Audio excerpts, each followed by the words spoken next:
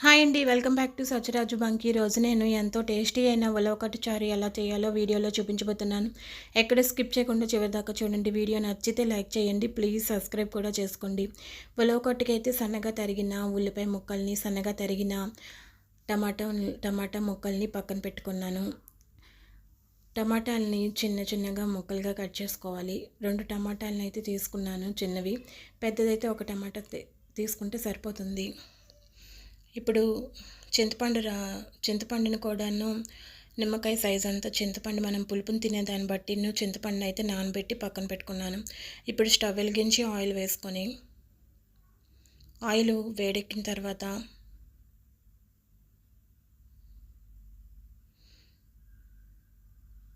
ఉలవకట్టుకి నేను పిండిని కూడా ఒక బౌల్లోని వేసుకున్నాను.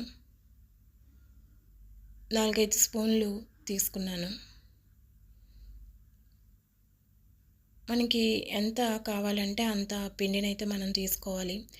ఇప్పుడు ఆయిల్ వేడెక్కిన తర్వాత సన్నగా తరిగిన ఉల్లిపాయ ముక్కలను అయితే వేసుకోవాలి.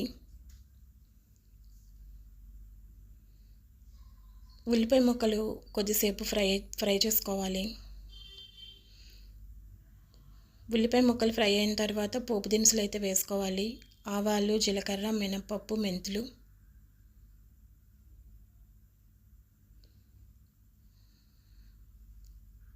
వేసుకోవాలి. వేసుకొని ఫ్రై చేసుకోవాలి.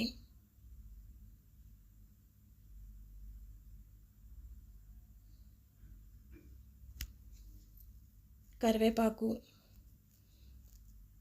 3 ఎండుమిరపకాయలు కట్ చేసుకొని అయితే వేసుకుంటున్నాను. పోపు అయితే బాగా వేగిపోవాలి. పోపు బాగా వేయించుకున్న తర్వాత ఈ ఉలవకట్టుని అప్పుడప్పుడు ట్రై చేయండి. చాలా బాగుంటుంది రైస్లోకి. ఎప్పుడూ రొటీన్గా తినే పప్పులు, సాంబార్లు కాకుండా ఉలవకట్టు కూడా చేసుకుంటే బాగుంటుంది. హెల్త్కి కూడా మంచిది.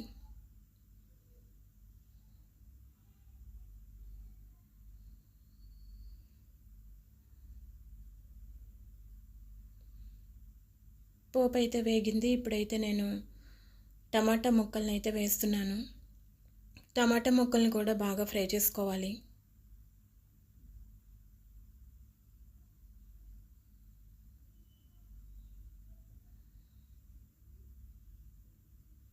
టమాటా పచ్చివాసన పోయేంత వరకు వేయించుకోవాలి.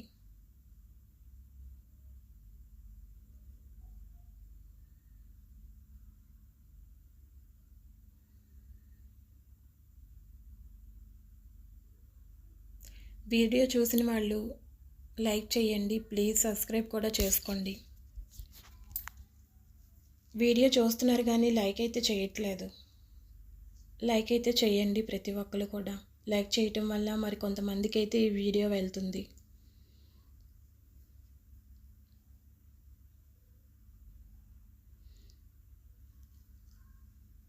టమాటాలు మగ్గటానికి కొద్దిగా పసుపు, కొద్దిగా ఉప్పు కూడా వేసుకుంటున్నాను. టమాటాలు అయితే మగ్గుతాయి ఉప్పు వేయటం వల్ల.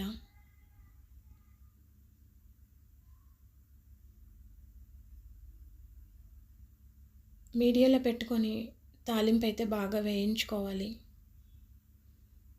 తాలింపు వేగటం వల్ల ఇంకా బాగుంటుంది ఉలవకట్టు. కొద్దిసేపు అయితే మూతనైతే ఉంచాలి. ఇప్పుడైతే ఈ చింతపండు రసంలోని ఈ ఉలవకట్టు పిండిని కూడా కలుపుకున్నాను బాగా ఉండలు లేకుండా. దాన్ని అయితే ఇందులోకి అయితే వేసుకోవాలి. తాలింపులో వేసుకొని కలుపుకోవాలి.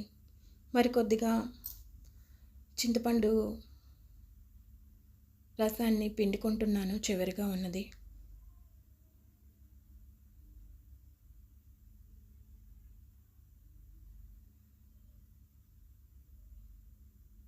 మరి చిక్కగా కాకుండా మరి పలుచగా కాకుండా ఉడికించుకోవాలి.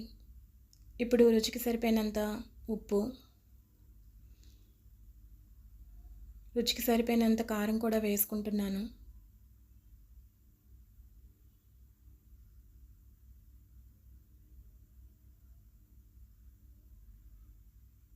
వెల్లుల్లిపాయలు కూడా వేయాలి పోపులోని.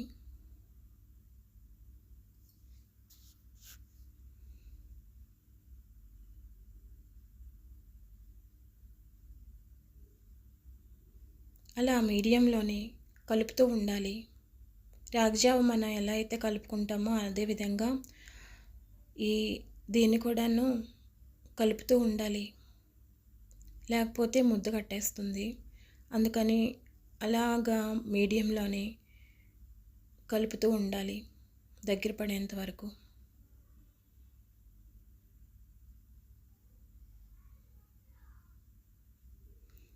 ఉప్పు కారం సరిపోకపోతే టేస్ట్ చూసుకొని వేసుకోవాలి.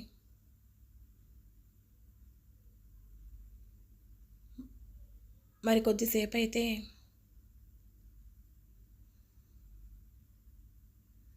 ఉడికించుకోవాలి.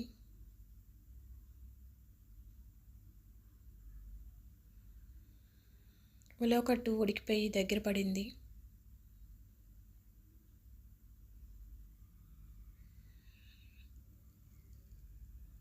అంతే అండి, ఎంతో టేస్టీ అయిన ఉలవకట్టు రెడీ అయింది. వీడియో కనుక నచ్చినట్లయితే లైక్ చేయండి, షేర్ చేయండి, సబ్స్క్రైబ్ చేసుకుంటే మర్చిపోకండి. Thanks for watching. మళ్ళీ నెక్స్ట్ వీడియోలో కలుద్దాం.